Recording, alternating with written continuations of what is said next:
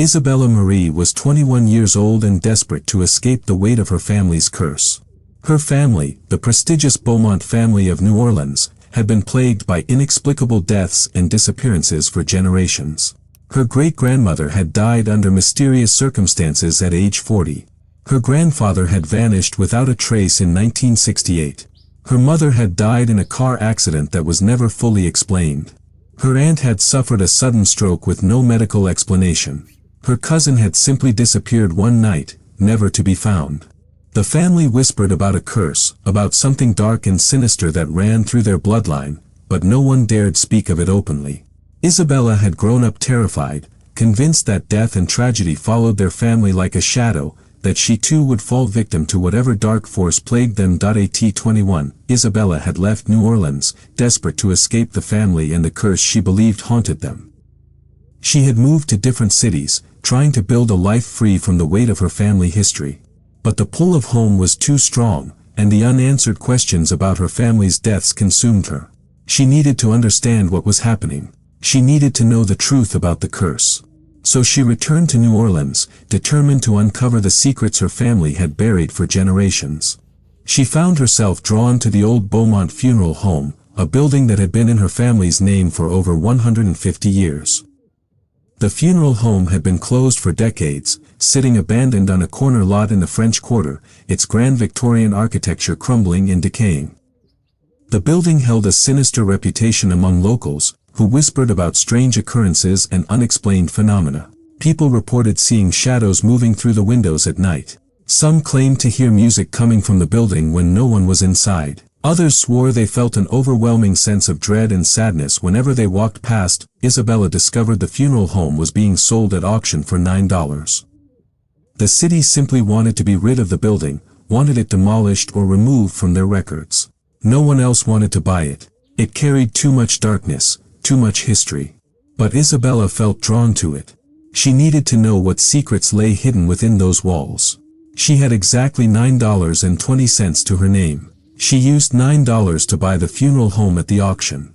2 weeks later, she received the deed. The Beaumont Funeral Home was hers. Before we continue, if stories like this mean something to you, hit subscribe. And tell us in the comments where you're watching from. We love seeing how far these stories travel. When Isabella first entered the funeral home, stepping into the darkness and silence of decades of abandonment, she felt an overwhelming sense of dread and recognition. The building smelled of decay and old wood and something else, something ancient and wrong. The main room still had viewing caskets arranged against the walls, covered in dust and cobwebs. The chapel area had rows of wooden chairs, many fallen and broken. The walls were decorated with faded religious imagery, crucifixes and paintings of saints watching over the dead. Everything felt heavy with sorrow and something darker, something she couldn't quite name. She spent weeks exploring the funeral home methodically, documenting everything she found.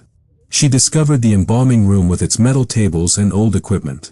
She found storage rooms filled with caskets in various states of decay. She found the office area with old filing cabinets and a massive desk. But it was in the basement, hidden behind a false wall in the embalming room, that Isabella found it. A sealed chamber. An entire secret room that had been deliberately concealed. Inside the chamber were books. Hundreds of books and ledgers and documents. Historical records dating back to 1852, when the funeral home had been established. As Isabella began to read, her blood ran cold. The documents told a horrifying story of dark rituals and ceremonies. They detailed occult practices that had been performed in the funeral home for over 150 years. They documented the names of people who had participated, and her family's name appeared repeatedly throughout the records. The documents described elaborate rituals performed on corpses, ceremonies designed to summon spiritual entities and harness supernatural power. They detailed incantations and symbols and practices that belonged to a secret society her ancestors had founded. The records showed that members of her family, her great-great-grandfather, her grandfather, her mother, had all been involved in these dark practices. They had used the funeral home as a cover for their occult activities, performing rituals on the dead and attempting to manipulate forces beyond human understanding. But there was more. The documents also revealed the cost of these practices. The records documented deaths and disappearances among family members and society participants.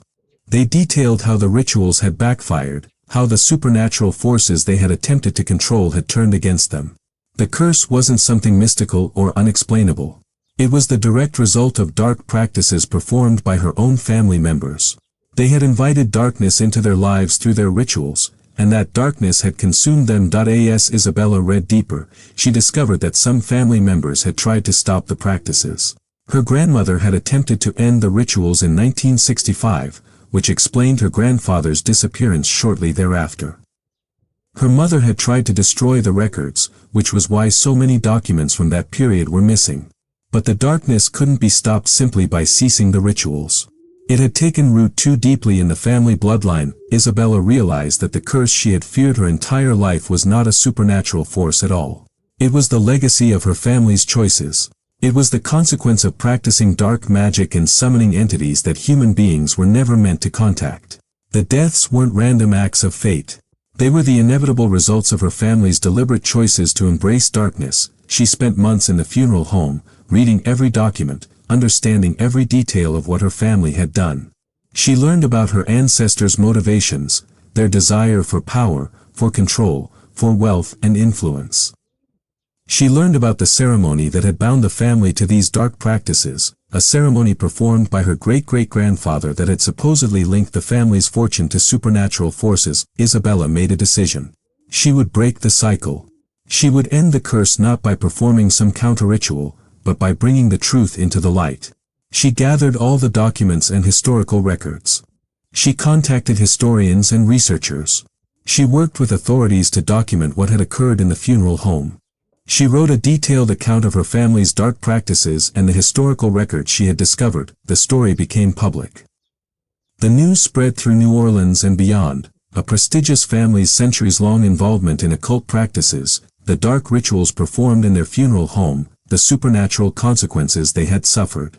Her family was horrified and humiliated. Some family members cut off contact with her. Others demanded she destroy the evidence. But Isabella refused. She knew that the only way to break the curse was through truth and transparency, not through secrecy and denial. In the months and years that followed, something remarkable happened. The unexplained deaths and tragedies ceased. No more family members disappeared. No more suffered mysterious illnesses or accidents. The curse had been broken, not through magical means, but through the simple act of bringing darkness into the light, of exposing the truth that her family had buried for generations. Isabella transformed the funeral home into a museum dedicated to documenting the history of occult practices in New Orleans and their real consequences. She works to help other families who believe they are cursed, showing them that most curses are not supernatural at all, but rather the results of human choices, family patterns, and secrets that fester in darkness. Today, Isabella is 25 years old.